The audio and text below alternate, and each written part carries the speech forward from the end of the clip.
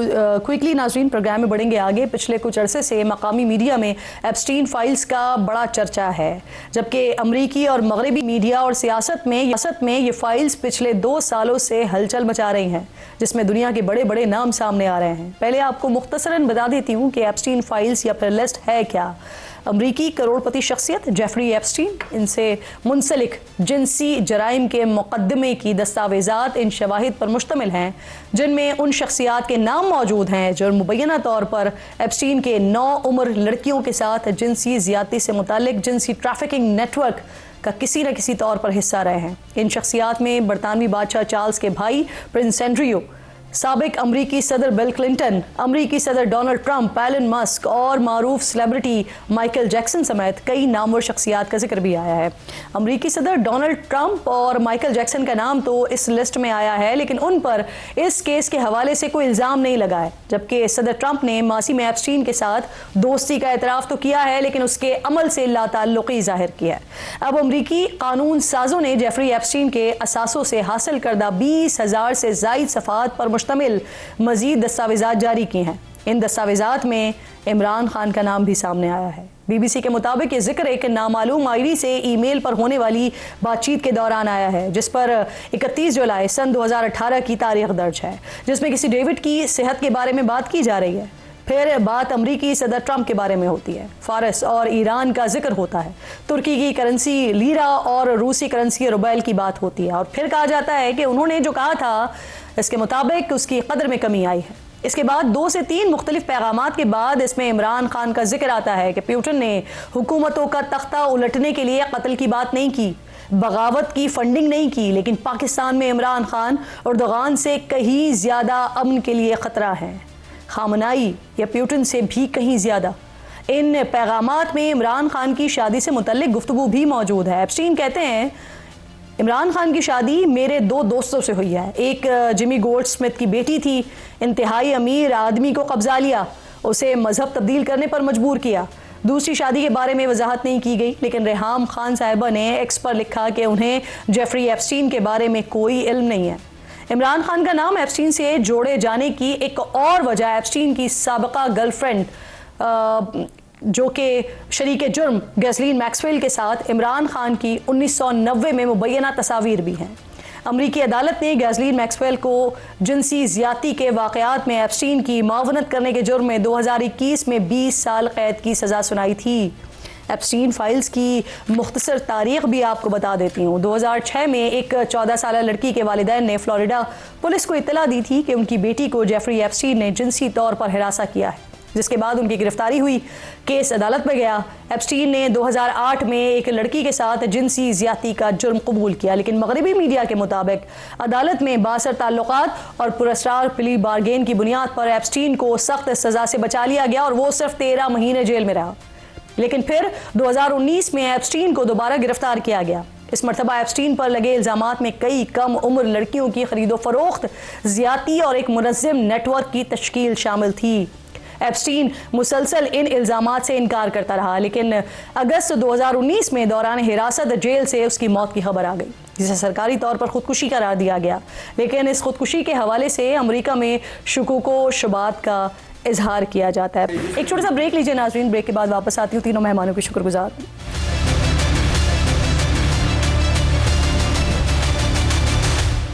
Programme में एक बार फिर आपको खुशामदीद कहूँगी नाज़रीन। 27वीं आईनी तरमीम से पहले आज़ाद कश्मीर में हुकूमत की तब्दीली की बातें हो रही थी, फिर वो मामला ठंडा पड़ गया और अब एक बार फिर जब आज़ाद कश्मीर के नामजद वज़ीर आज़म का नाम सामने आ गया है, तो कल बताया जा रहा है कि ये अदम एतमाद की जो तहरीक है वो आ रही है आज़ाद कश्मीर असम्बली में। इस पर बात करने के लिए शाह गुलाम कादिर साहब जो कि सदर हैं आज़ाद कश्मीर नून लीग के, मुझे ज्वाइन करें प्रोग्राम में।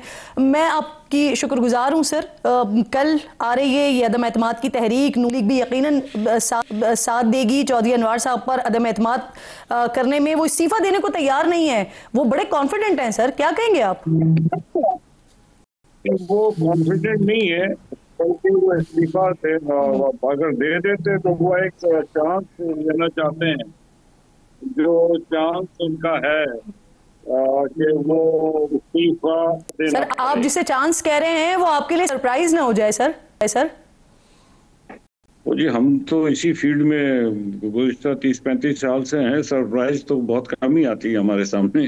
तो इसलिए इसलिए वो एक चांस लेना चाहते हैं। हमारे यहाँ मौका होता है तकरीर करने का, कि हम जो आउट गोइंग होता है, जिसके खिलाफ अदम एतमाद होता है, हमारे जो असेंबली के रूल्स हैं, मैं खुद स्पीकर रहा हूँ, तो जो रूल्स हैं वो इजाज़त देते हैं कि वो 40 मिनट तक बात कर सकते हैं और अपना मौक़िफ़ रख सकते हैं कि उनके खिलाफ अदम एतमाद क्यों आया, और वो उसको डिफेंड कर देंगे।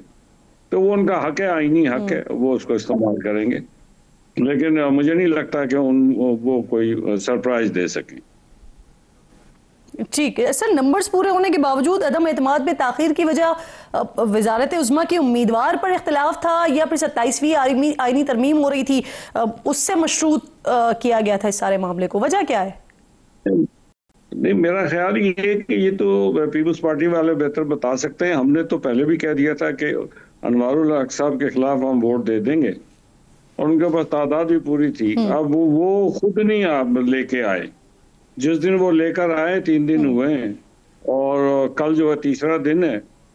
तो कल 3 दिन के 3 बजे अदम एतमाद पेश हो रही अपने असेंबली का, वैसे तो एजेंडे पे आ गया है, तो कल टेबल हो जाएगा। जैसे ही टेबल होगा उसके ऊपर फिर वोटिंग होगा। लेकिन मेरा ख्याल है कि वो कोई वजीर आजम का नाम का मामले का तो जवाब वो दे सकते हैं, लेकिन अगर ये 27वीं आईनी तरमीम से मशरूत था मामला, तो इसका जवाब तो फिर आप ही देंगे ना? नहीं, वो मेरा ख्याल है कि उसके साथ कोई इतना मशरूत नहीं था, लेकिन मसरूफियत जो है दोनों पार्टीज की थी 27वीं तरमीम के हवाले से। इसलिए बैक वक्त 2 महाज खोलना कोई अक्लमंदी नहीं थी। तो इसलिए उन्होंने सोचा कि पहले एक मरहला तय कर लिया जाए, उसके बाद दूसरा मरहला आ गया है, उसके बाद दूसरी तरफ जाया जाए। सर, अभी भी क्या कोई गुंजाइश मौजूद है कि चौधरी अनवारुल हक साहब को 6 महीने दे दिए जाएं? मुझे नहीं लगता ना अनवारुल हक साहब ने ऐसी कोई कोशिश की कि आप वो उन्होंने अपने तौर पर वो पॉलिटिक्स के इनर गेम्स तो खेलते रहे, लेकिन इनर गेम्स से जो है ये मसाइल हल नहीं होते। तो इसलिए मुझे नहीं लगता कि कल उन्होंने जाना है, और अदम एतमाद का सामना करके ही जाएंगे, मेरा ख्याल। सर, आपने तो बड़ी अपनी वाज़ेह क्लियर पोजीशन ली ना कि हम अदम एतमाद में साथ देंगे, लेकिन हुकूमत साजी में हम साथ नहीं देंगे और हम ऑपोजिशन में बैठेंगे। तो सर, क्या कोई शराइत है कि किन शराइत पर वजीर आजम आज़ाद कश्मीर को आप लोगों की तरफ से सपोर्ट किया जाएगा? और फिर इसका ज़िमनी सवाल ये कि क्या ऐसे वो काम है जो फैसल राठौड़ साहब करेंगे जो चौधरी अनवारुल हक साहब नहीं कर सके? देखिए, पहली बात तो ये कि हमारी बड़ी पोजीशन वाज़ेह है मुस्लिम लीग नून की, कि हमने जब प्रेसिडेंट जरदारी साहब के साथ हमारी मीटिंग हुई, मैं भी उस कमेटी का हिस्सा था, हमने तो उनसे कहा कि जी आप बदलना चाहते हैं, आपके पास अददी अक्सरियत है तो आप बदलें। लेकिन एक आज़ाद कश्मीर में जो एक तनाव किसी सूरत हाल है, सियासत में जो है अदम बर्दाश्त, इनका तदारुक एक ही सूरत में हो सकता है कि हम फौरी तौर पर इलेक्शन में जाएं, और इलेक्शन का जितना जल्द हो सके इलेक्शन को मुमकिन बनाया जा सके, ताकि लोग इलेक्शन में हिस्सा लें और फ्रेश मैंडेट के साथ हुकूमत आए, तो ये जो मसाइल पैदा हुए हैं इनका कोई हल तलाश किया जा सके। एक बात तो ये थी। और क्या उन्होंने ये एक्सेप्ट किया सर कि उनका वजीर आजम आते ही इलेक्शन की तरफ जाएंगे? दूसरी बात ये है कि जो फैसला, पहला काम इनको करना चाहिए कि ये लीडर ऑफ द अपोजिशन के साथ बैठ के जो चीफ सर, आपकी जरदारी साहब से जब मुलाकात हो गई, आपने उनके सामने ये बात रख दी इलेक्शन के हवाले से, तो क्या जरदारी साहब ने इस बात को एक्सेप्ट किया कि उनका वजीर आजम आ जाएगा तो उसके फौरन बाद इलेक्शन में चले जाना चाहिए, चले जाएंगे? नहीं, हमने तो अपना मौक़िफ़ रख दिया, और उन्होंने और हमारे जो बिलावल साहब हैं उन्होंने भी उसमें कोई मुस्बत रवैये का इजहार किया। तो हमने बस मुस्बत रवैये के ही तवक्को हम करते हैं। तो ये तो वक्त बताएगा कि वो क्या करते हैं। लेकिन जो फैसल मुमताज़ राठौड़ साहब हैं, उनको तो पहला काम करना पड़ेगा आज़ाद कश्मीर में चीफ इलेक्शन कमिश्नर और का जो इलेक्शन कमीशन है उसको। यानी सर, आपने जो सदर साहब के सामने रिजर्वेशन रखी या अपनी तजावीज़ रखी, आप ये चाहते हैं कि आज़ाद कश्मीर के नए वजीर आज़म मुंतखब होते ही इलेक्शंस की तरफ चले जाएं? जी, इलेक्शन कमिश्नर का तयन तो पहले करना पड़ेगा ना, इसलिए कि अगर फर्ज करें कि अगर वो पहले इलेक्शन नहीं भी कराते, तब भी उनको इलेक्शन कमिश्नर का तयन तो करना पड़ेगा, इसलिए कि जुलाई में तो हर हाल में इलेक्शन होने हैं। तो जुलाई में अगर इलेक्शन होने हैं, हम तो कहते हैं कि उससे पहले हो जाए, अप्रैल या मई के शुरू में हो जाए। लेकिन चीफ इलेक्शन कमिश्नर नहीं है, तो चीफ इलेक्शन कमिश्नर का तयन कर लिए कि आइन में तरीकेकार मौजूद है। Leader of the house and the leader of the opposition जो है वो कंसल्टेशन करके कश्मीर काउंसिल के चेयरमैन जो प्राइम मिनिस्टर पाकिस्तान है उनको भेजते हैं। तो अनवारुल हक साहब ने सही, आप कल के लिए बड़े पुरएतमाद हैं। बहुत शुक्रिया शाह गुलाम कादिर साहब, प्रोग्राम में आप साथ मौजूद थे। आपको लगता है कि न सिर्फ कल ये अदम एतमाद की तहरीक पेश हो जाएगी बल्कि कामयाब भी हो जाएगी।